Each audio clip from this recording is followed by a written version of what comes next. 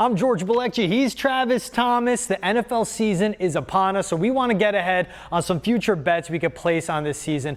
What we want to start with, Trav, the one we've been talking about the most. I came up to your desk yesterday, had a knock, and I said, League MVP. We see the betting favorite. It reflects who the public will think will win the Super Bowl. It's Josh Allen leading the Buffalo Bills. We see Tom Brady up there. Who do you like when you look at MVP odds? Well, first of all, I wouldn't argue with anyone with either one of those names. But for me, I look at Justin Herbert at 9-1, and I see a lot of value. Now, the answer I gave you is even further down on that list, which we can get to.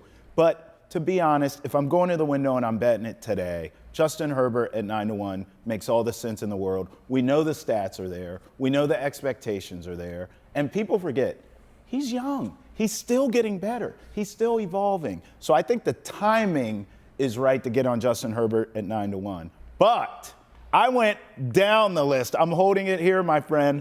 25-1, Derek Carr. Derek Carr, same division as Herbert.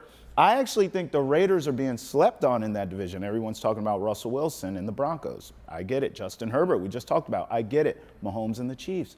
What about the Raiders? They were a playoff team last year.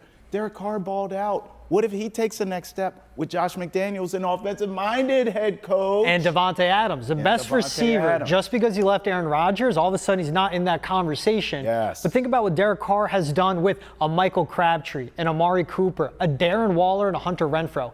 Now he has the best guy when it comes to releases at the offensive line and the best route runner in the NFL. So 25-1, it's a lot of value there, Trav. You kind of sound like you like my bet, man. What's I do. up? Now, do you think the winner of MVP, it depends on what division you come out of, because whoever emerges out of the AFC West, that is going to be a gauntlet. You think that really determines who ends up taking that trophy? I think it could, but I wouldn't just limit it to the AFC West. I mean, you look at the AFC North as well. Lamar Jackson, 20-1. Joe Burrow, we know. I mean, so to me, obviously, we're not going to talk Trubisky or Pickett or Deshaun Watson or Brissett. So it's probably those two guys in Lamar and Joe Burrow. But that's another example of a division that kind of, determines who the MVP is. Of course, Lamar Jackson, 20-1 to win the MVP. He won it in 2019 when he had 43 total touchdowns.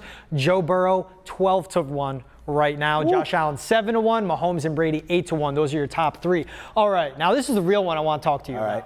Because I got a sleeper in this, but I want to hear who you would take. Okay. Touchdown leaders and touchdown catches this season. Who do you got? So I got two. Davante Adams, 9-1, and Stephon Diggs, 14-1.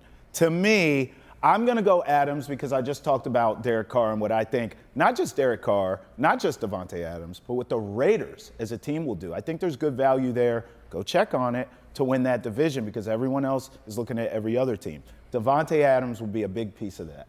And so for me, you mentioned Waller. I understand they run the ball well with Josh Jacobs too, but we know Josh McDaniels wants to throw the ball. We know Derek Carr's ready for that. And now you bring in Davante Adams. He goes from Rodgers, who always made him the number one target, to now Vegas, where I believe he will be the number one target still. So for me, value-wise, that's the play. Now, what about Gabe Davis? Because I got him at really long odds, 25-1. Now, he didn't run that many routes for the Bills last season, but he had Emmanuel Sanders and Cole Beasley in front of him. They're both gone. That's 184 targets in that offense up for grabs. Yes. So you pair up Gabe Davis at 25-1 with the MVP favorite in Josh Allen. Would you sprinkle something on there? I'm not saying you put all your chips in that pile, but what do you think about Gabe Davis, a wide receiver 2 in that offense at 25-1? I'm not going to sprinkle it, but I respect it.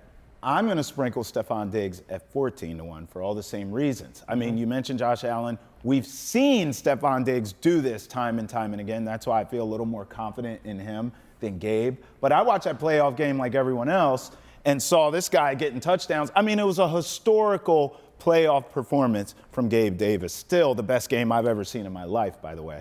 So for me, I remember watching that night and saying, I'm taking him in my fantasy draft next year. And guess what? Yeah. I did, GB. I got him on the fantasy team. But for this bet, I think I have a little more, I guess faith is the word, in Stephon Diggs, just because I've seen it. If Gabe can do it this year, and maybe your bet hits, congrats, drinks are on you, hello.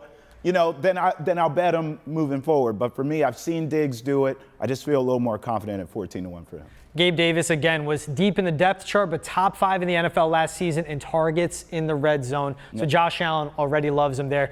Justin Jefferson, 9-1. I just want to throw that out there. The LA Rams offense is coming over. Kirk Cousins will make a jump predicated off the play action. Yeah. You got Dalvin Cook. Justin Jefferson is special. Now, I want to stay with the Vikings because they're a huge long shot. Okay. But Super Bowl pick. What do you think there? Oh, it's not the Vikings. I will never, okay? Never say never. I will never bet on Kirk Cousins to win anything ever, okay? How's that sound? But here's who I do like. It is some long shots. I like the 49ers, 16-1. Here's another one I like. Eagles, 20-1. How about the Raiders? 40. GB, that's not a typo. 40-1. These are the long shots I believe in. Why? Well, we've seen the Niners get there before, lose, but get there. We've seen the Eagles now make that leap into the playoffs. We saw the Raiders in the playoffs last year. So for me, these are teams that were close but no cigar. I think they can take that next step. And I just gave you the prices. You're not going to find better value than that. The Niners, they've been so close twice in a Super Bowl in the NFC Championship game. Now have an upgrade at quarterback. They were so banged up towards the end of last year. And one thing I'm not going to sleep on is experience. I love that at 16-1. Also, they come out of the NFC, which is wide open compared to the AFC. And at the same time, they've been so close twice with this coaching staff, with the bulk of this roster. If you believe in Trey Lance or you just believe in Jimmy Garoppolo can step in, stay healthy as a good backup, I like them to win Super Bowl at 16-1. I'll give you an example. Do you remember when Colin Kaepernick took over for Alex Smith? Yep. And the knock on Alex Smith at the time was, yes, he's very consistent. Yes, we win games, but we're just not getting over the hump with him. So they took a chance on Kaepernick. They went to the Super Bowl. Lost, but they went. That's how I look at this Trey Lance, Jimmy G transition, if we want to call it that, where if Lance struggles, you're right. You have a great insurance policy in Jimmy G. But if Lance hits, he could be the difference to get you over that hump, into the Super Bowl, and win it, and that's why I'm betting it. Travis, I love it. Always good talking betting with you, bro. Always an honor. It's football season, baby. Come on. Finally here. Happy betting, everyone.